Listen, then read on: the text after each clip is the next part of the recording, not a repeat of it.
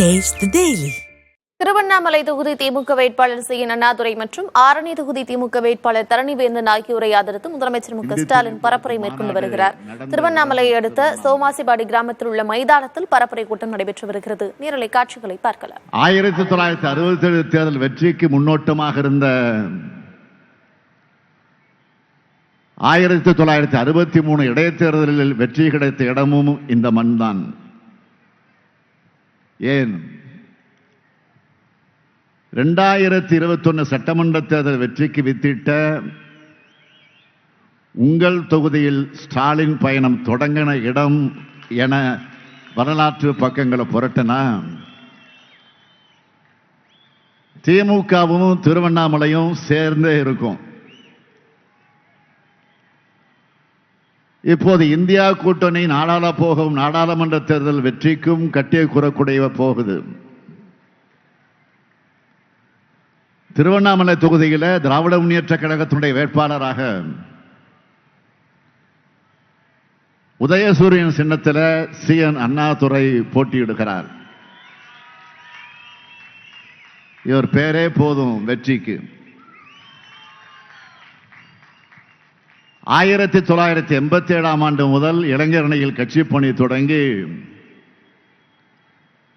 என்னுடைய தலைமையிலான இளைஞரணியில் அமைப்பாளராக இருந்தவர். தமிழ்நாட்டின் தலைமகன் நம்முடைய பேரறிஞர் அண்ணாவின் பெயரை வச்சிருக்கக்கூடிய இவரை சென்ற தேர்தலை விட அதிக வாக்கு வித்தியாசத்தில் வெற்றி பெற வைக்கணும் அப்படின்னு கேட்டுக்கிறேன். அதேபோல்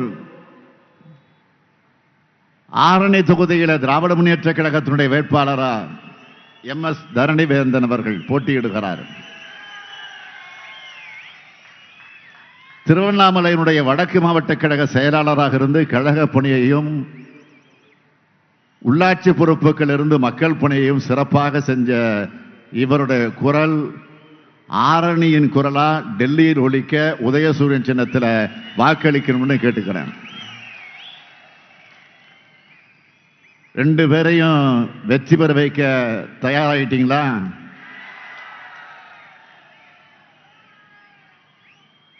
நீங்க வாக்களிக்கிறது மட்டுமல்ல, இந்த ஸ்டாலினின் தூதுவனா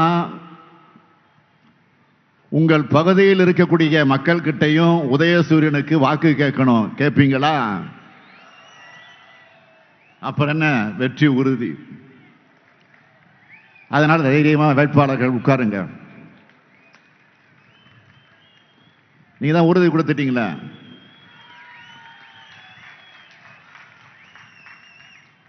நான் எல்லா கூட்டங்களையும் சொல்ற மாதிரி இந்த தேர்தல் களம் 2வது விடுதலை போராட்டம். இந்த ஜனநாயக போர்க்களத்தில் பேரறிஞர் அண்ணா சொன்னதைத்தான் நான் எண்ணி பார்க்கிறேன். அண்ணா சொல்லுவார், இந்த உலகத்தில் 2 எஜமானர்கள் எங்களுக்கு. ஒன்று எங்கள் மனசாட்சி, 2 இந்த நாட்டு மக்கள். இந்த முத்துவேல் கருணாநிதி ஸ்டாலின் மக்களுக்காக மனசாட்சிப்படி நல்லாட்சி நடத்துபவன். தமிழ்நாட்டை போலவே டெல்லியிலும் ஒரு நல்லாட்சி அமையணும்னு தான் உங்க ஆதரவை கேட்டு வந்திருக்கிறேன். இந்தியா என்ற அழகிய நாட்டை அழித்து விடாமல் தடுக்க ஜனநாயக சக்திகளும் இந்திய நாட்டு மக்களும் களம் கண்டுள்ள இந்த ஜனநாயக போர்க்களத்தில் இந்தியா கூட்டணிக்கு நீங்க அனைவரும் வாக்களிக்கணும். இன்றைக்கு தமிழ்நாட்டு மக்களுடைய எண்ணம் என்னவா இருக்கு? நம் தமிழ்நாட்டை மதிக்கிற, நம் அன்னை தமிழை அரியணையில் ஏத்துகிற, நம் இனத்தை, இனத்தின் பண்பாட்டை மதிக்கிற, எல்லாத்துக்கும் மேலா நம் தாய் நாட்டை பாதுகாக்கிற ஒரு பிரதமர் வேண்டும். அப்படிப்பட்ட பிரதமரைத்தான் இந்தியா கூட்டணி நிச்சயம் வழங்கும். நீங்க அளிக்கிற ஒவ்வொரு வாக்கும் ஜனநாயகத்தை, தமிழ்நாட்டை, நாட்டோட எதிர்காலத்தை, இளைஞர்களை, மகளிரை, எதிர்கால தலைமுறையை பாதுகாக்கும். இந்தியாவில் சமூக நீதி நீடிக்கணும், ஜனநாயகம் பாதுகாக்கப்படணும், வேற்றுமையில் ஒற்றுமை தொடரணும், எங்கும் சமத்துவம் தழைக்கணும், அரசியல் சட்டம் காப்பாற்றப்படணும், நம் நாட்டோட பன்முகத்தன்மை தொடரணும். அதுக்கு முதல்ல பாஜக ஆட்சியை வீட்டுக்கு அனுப்பணும். ஏன்னா பாஜக ஆண்டதும் போதும் மக்கள் மாண்டதும் போதும்னு இந்த நாட்டில் இருக்கக்கூடிய ஒவ்வொரு குடிமகனும் தயாராகிட்டாங்க. இந்த நல்ல செய்தி திருவண்ணாமலையில் மட்டுமல்ல, தமிழ்நாடு முழுக்க மட்டுமல்ல, தென் மாநிலங்களில் மட்டுமல்ல, வட மாநிலங்களில் இருந்தும் ஒட்டுமொத்த இந்தியாவில் இருந்தும் வந்து கொண்டிருக்கு.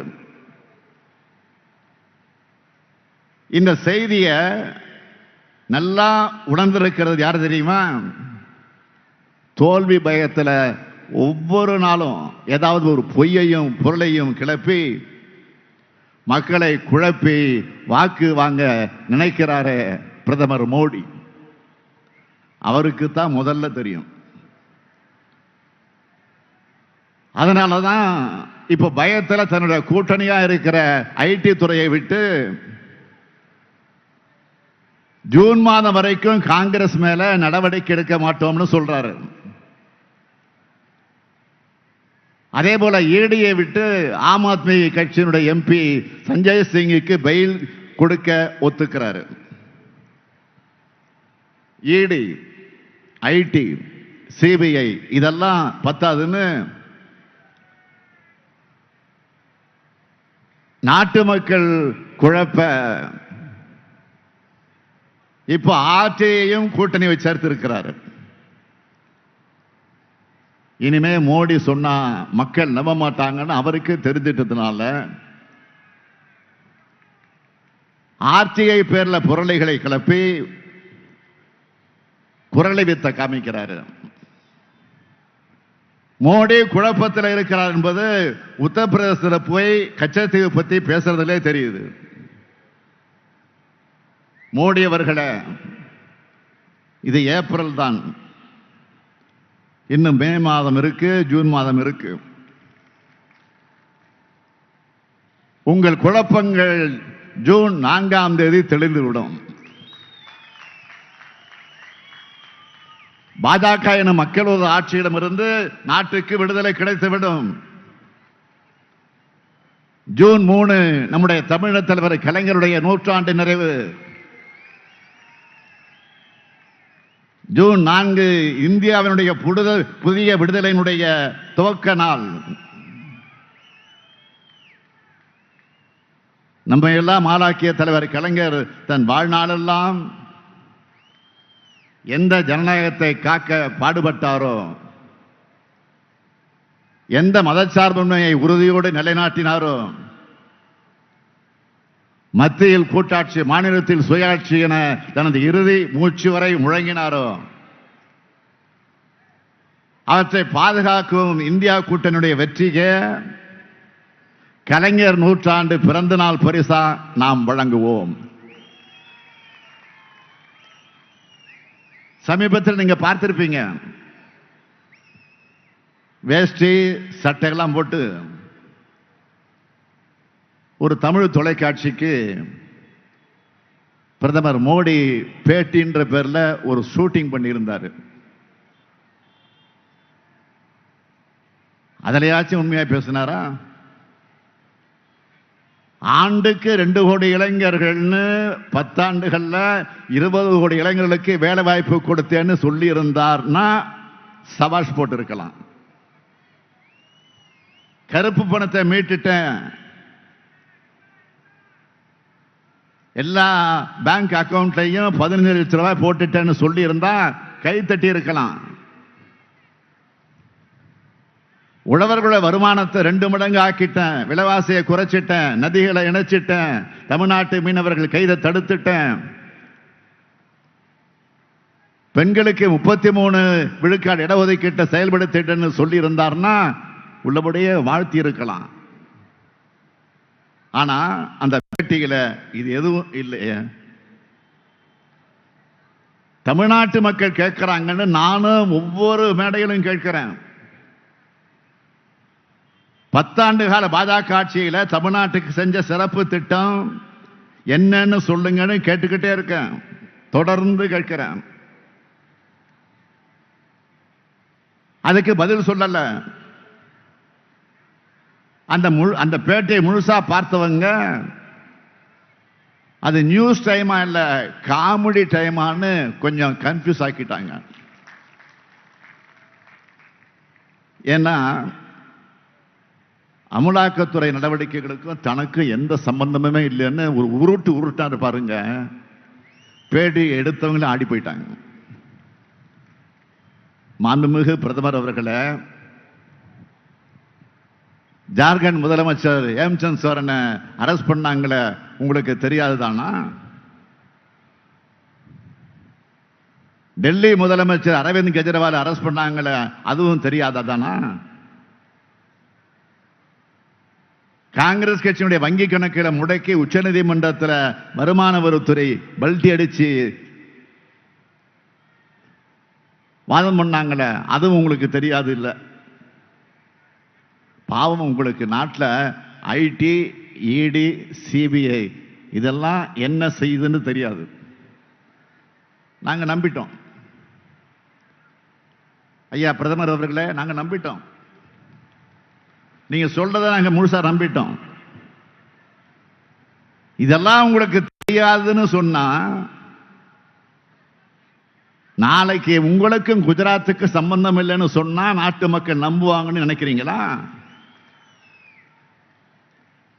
அப்படியெல்லாம் நாட்டு மக்களை தப்பு கணக்கு போடாதீங்க, மிகுந்த பணிவோடு சொல்லிக்கொள்ள விரும்புகிறேன். அடுத்தடுத்து 2 பேரிடர்களை சந்திச்சோம். 8 மாவட்டங்கள் மோசமா பாதிக்கப்பட்டுச்சு. பாதிப்புகளை சீர் செய்யவும் பாதிக்கப்பட்ட மக்களுக்கு உதவி செய்யவும் 37,000 கோடி ரூபாய் வேணும்னு கேட்டோம். பாதிக்கப்பட்ட மக்களை சந்திச்சு பிரதமர் ஆறுதல் சொல்லல,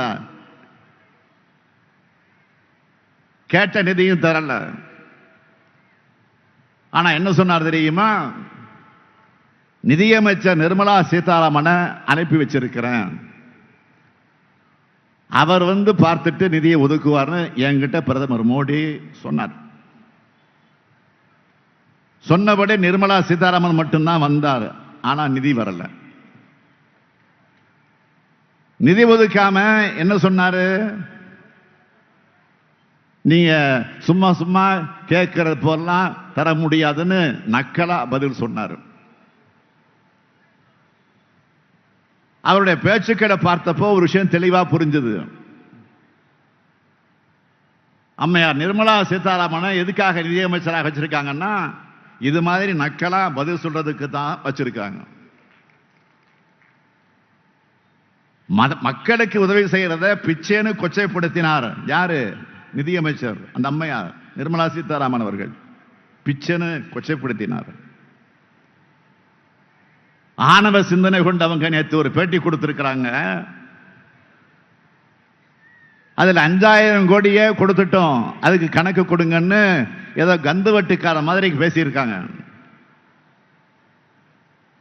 அது முதல்ல ஒன்றிய அரசு கொடுத்த நிதின்னு அவரால் சொல்ல முடியுமா? சொல்ல முடியாது. ஏன்னா அது வெளிநாட்டு வங்கிகள் தமிழ்நாட்டுக்கு கொடுத்த கடன். அந்த கடனையும் தமிழ்நாடு அரசு தான் திரும்ப கட்ட போகுது. மக்களுக்கு புரியணும்னு கொஞ்சம் விளக்கி சொல்றேன். பொதுவா ஏடிபி, கேஎஃப்டபிள்யூ மாதிரியான வெளிநாட்டு நிதி அமைப்புகள்ல தமிழ்நாடு அரசு கடன் வாங்கினா அந்த பணம் முதல்ல ஒன்றிய அரசோட கணக்குக்கு வந்து தான் மாநில அரசுக்கு டிரான்ஸ்பர் ஆகும். அப்படி மாநில அரசு வாங்கின கடன் எப்படி ஒன்றிய அரசோட நிதியாகும்? அப்படி வந்த பணத்தை ஒன்றிய அரசு கொடுத்ததாக சொல்றது எப்படி நியாயம்? பொய் சொன்னாலும் பொருந்து சொல்லுங்க அம்மையார் நிர்மலா சீதாராமன் அவர்களே.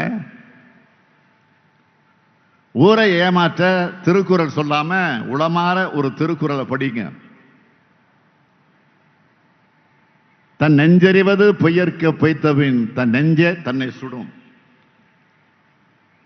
ஒன்றிய அரசு ₹1 கூட கொடுக்காம கணக்கு கேட்குங்களே கணக்கு. மாநில அரசு நிதியில் இருந்து என் மக்களுக்காக நான் பண்ணனதுக்கு கணக்கு சொல்றேன், நோட் பண்ணிக்கங்க. மிக்ஜாம் புயலால்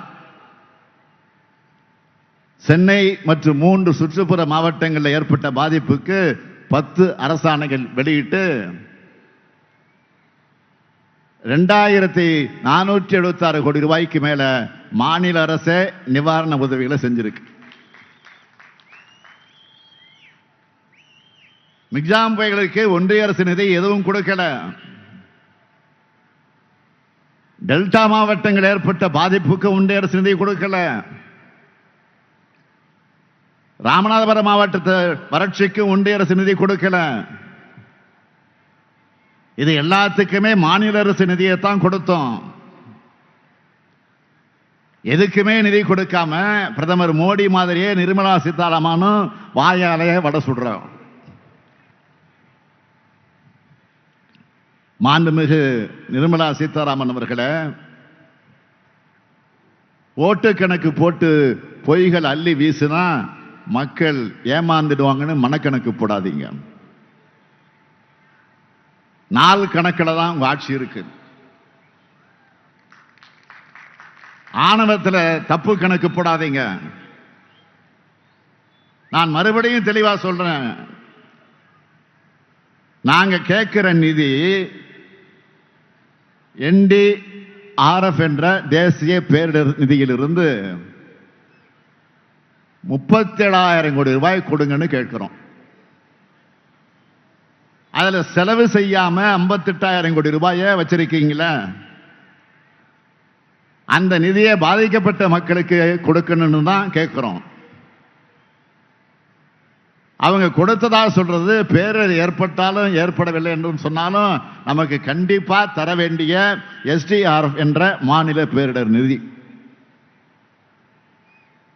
கரகாட்டக்காரன் ஒரு சினிமா பார்த்திருப்பீங்க நீங்க, ஃபேமஸான படம்.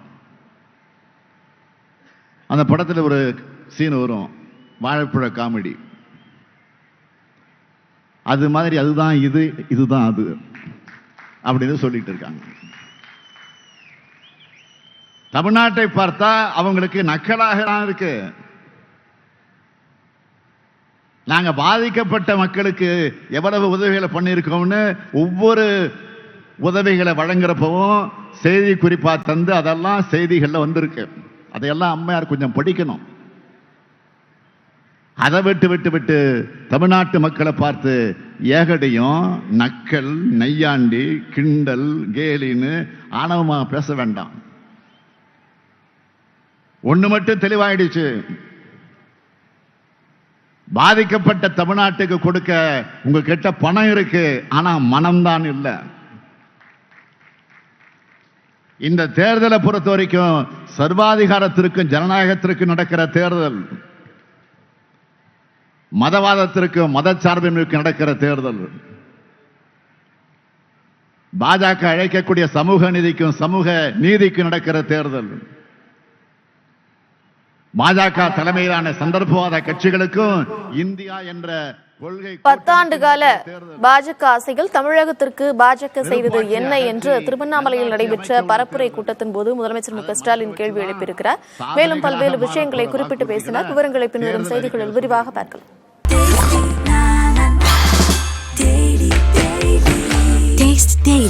Taste the Daily.